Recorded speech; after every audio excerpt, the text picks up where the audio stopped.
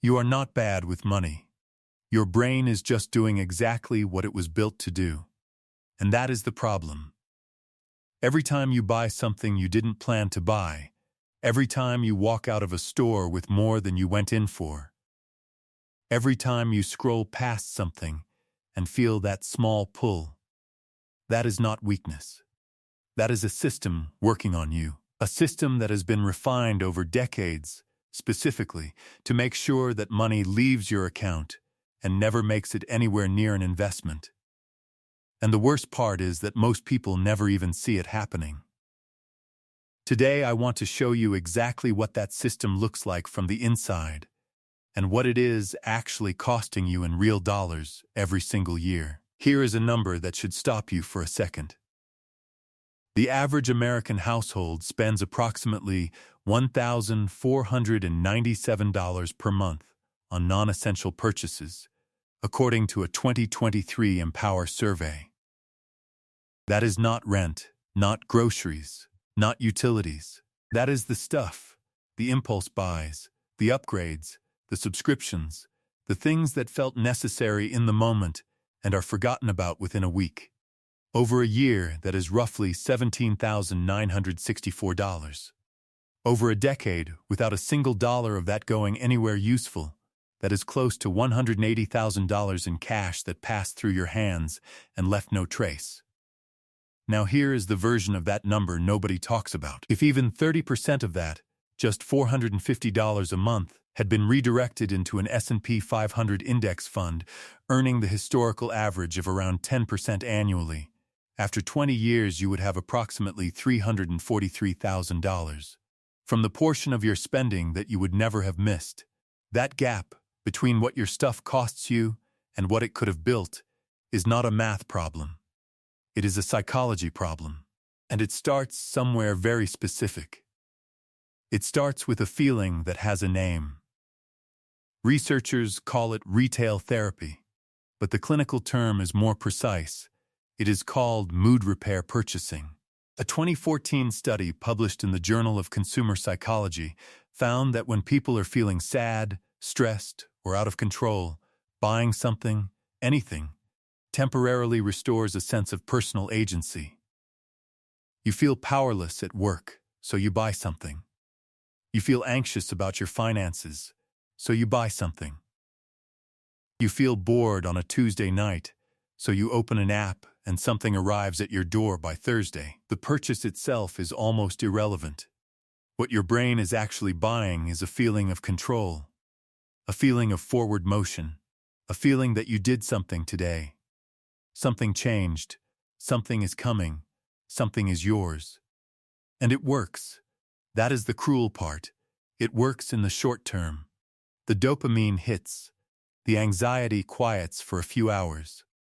The mood lifts briefly and noticeably, and your brain files that away as useful information. Buying things makes you feel better. So the next time the mood dips, the pull gets a little stronger.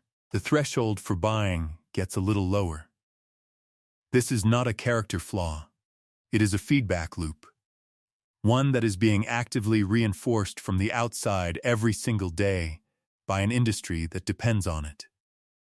Because the system that profits from this loop did not build itself by accident. The average American is exposed to between 4,000 and 10,000 advertising messages per day, according to research from marketing firm Yankelovich. Every single one of them is designed by people who understand exactly how your brain processes desire, scarcity, and social comparison. The limited time label on an offer you weren't looking for. The only 3 left in stock warning that appears regardless of actual inventory. The influencer whose lifestyle your brain has begun to treat as a baseline rather than an aspiration. These are not random design choices. They are psychological triggers, tested and optimized specifically to convert your mood into a purchase before your rational mind has time to intervene. And the place where this hits hardest financially is not the big purchases. It is the small ones. The $14 item, the $34 item, the subscription you signed up for during a free trial and never canceled, Research from C+R Research found that the average American spends around $219 per month on subscription services alone, and underestimates that number by about 2.5 times when asked, which means most people believe they are spending roughly $80 a month on subscriptions, while actually spending $219. That gap between perception and reality is where an enormous amount of wealth quietly disappears.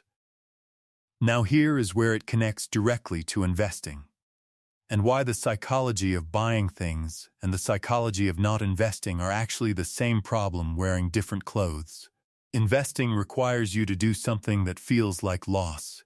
You take money that is in your account, money you could spend right now today on something that would feel good immediately, and you move it somewhere where you cannot easily touch it, where it will not feel like anything for years, where the reward is so far in the future that your brain essentially cannot picture it as real.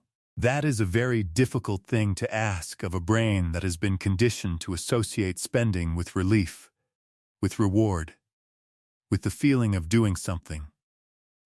The academic term for this is hyperbolic discounting. It describes the tendency of the human brain to dramatically overvalue immediate rewards compared to future ones. A 2010 study in the journal Psychological Science found that when people are shown two options, $50 today or $100 in a year, the majority choose $50 today, even though waiting 1 year for a 100% return is an extraordinary financial decision by any measure. The present feels real. The future feels theoretical. And your spending habit is counting on that gap every single day. There is also something called the Diderot Effect, named after the 18th century French philosopher Denis Diderot, who wrote an essay about what happened after he received a beautiful new scarlet dressing gown as a gift. The gown was so fine that suddenly everything around it looked shabby by comparison. So he replaced his chair, then his desk, then his rug, then his curtains. One gift triggered a cascade of purchases that left him in debt, chasing a sense of coherence between one nice thing and everything around it. That was the 1700s. The mechanism is identical today. You buy new shoes and suddenly your bag looks wrong. You upgrade your phone and your laptop feels dated. You renovate one room and the rest of the house feels like it needs attention. Marketers understand the Diderot effect deeply. It is part of why product lines exist, why lifestyle branding works, why buying one thing so often becomes buying many things. Each purchase plants the seed of the next one. Here is what all of this actually costs you in investment terms, and this is the number I want you to sit with. Financial researchers refer to this as the opportunity cost of consumption. Every dollar you spend on something that depreciates in value, clothing, gadgets, furniture, decor, subscriptions you don't use, is not just a dollar spent. It is a dollar that will never compound. A dollar spent at 35 that could have been invested has a future value, at 10% annual return, of approximately 6.73 cents by the time you reach 65. That $14 impulse purchase has a real cost of $94. That $200 gadget upgrade costs you closer to $1,346 in terms of what it was worth as invested capital. That $60 jacket you bought because it was 40% off and felt like a deal has a real 30-year price tag of around $403. Most people never run this calculation because nobody has ever shown it to them. And because the emotional cost of spending feels like zero in the moment, it actually feels like a gain. The true financial cost stays completely invisible. You walk out of a store feeling like you won. Your future self is the one who pays the bill. This is not about never buying anything. That is not a realistic or useful framework for how real people live their actual lives. It is about understanding that every dollar has two prices: the price on the tag and the price of what it would have become. Once you see both prices simultaneously, the The decision looks different. Not always different enough to change the choice. Sometimes you will buy the thing anyway, and that is completely fine. But different enough, over time, to change the pattern. And the pattern is everything. So what does the research actually say works? Because the answer is not willpower. A landmark 2011 study published in the journal Psychological Science found that people who reported high levels of self-control were not people who used discipline to resist temptation in the moment. They were people who had structured their environment to encounter fewer temptations in the first place. They unsubscribed from retail emails. They removed shopping apps from their phone's home screen. They implemented waiting periods before purchases above a certain amount, typically 48 to 72 hours, which research consistently shows reduces impulse purchases by 20 to 30%. They automated their investments before they ever saw their paycheck, so the money designated for the future was never available to be spent in the present. The difference between someone who builds wealth over 20 years and someone who earns the same income and arrives at the same point with very little is almost never discipline. It is almost always architecture, the structure they built around their money, the defaults, the automations, the friction they added to spending and removed from saving, determined the outcome more than any single financial decision they consciously made. The average American owns approximately 300,000 items, according to a study by the Los Angeles Times. Most of those items are not being used. Many of them are being stored, either in overstuffed closets, garages that no longer fit a car, or storage units. The self-storage industry in the United States generates over $39 billion per year in revenue, according to the Self-Storage Association. Americans collectively spend more on storing their excess stuff than most countries spend on entire industries. And beneath that number is a simpler one: the cost of every item you bought, carried home, used once or twice, and are now paying in space and mental weight to keep. The clutter is not just a lifestyle problem. It is a financial record. Every unused item is a dollar that did not compound. Every storage unit payment is money that is actively working against your future. And every purchase that felt like nothing at the time is part of a pattern that, at scale, over years, quietly accounts for the gap between where you are and where you could be.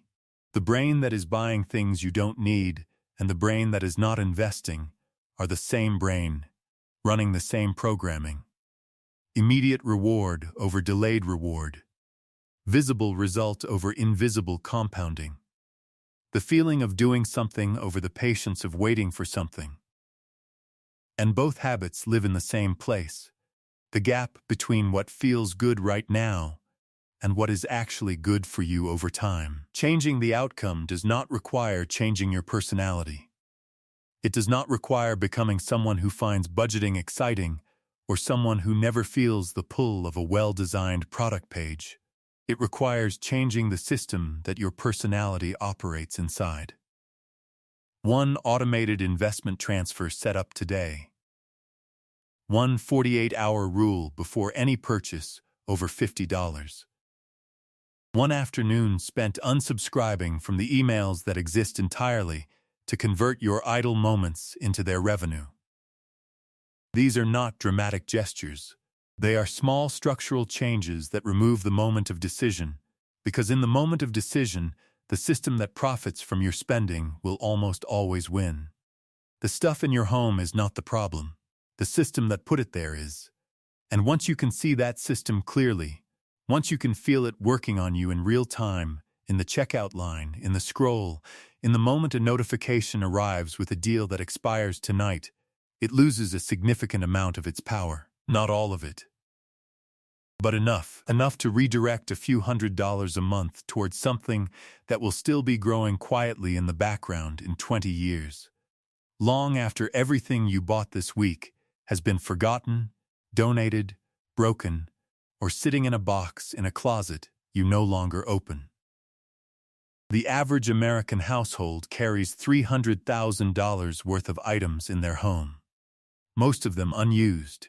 Meanwhile, the median American retirement savings at age 55 is under $90,000.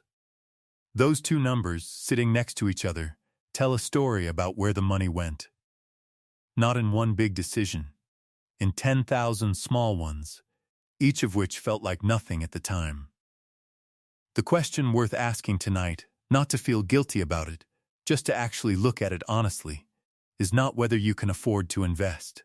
Looking at $17,964 a year in non-essential spending, the money is there. The question is whether you have built the system that makes sure some of it goes somewhere it can grow. Because without that system, the other system, the one built by people who understand your psychology better than you do, will take it every time.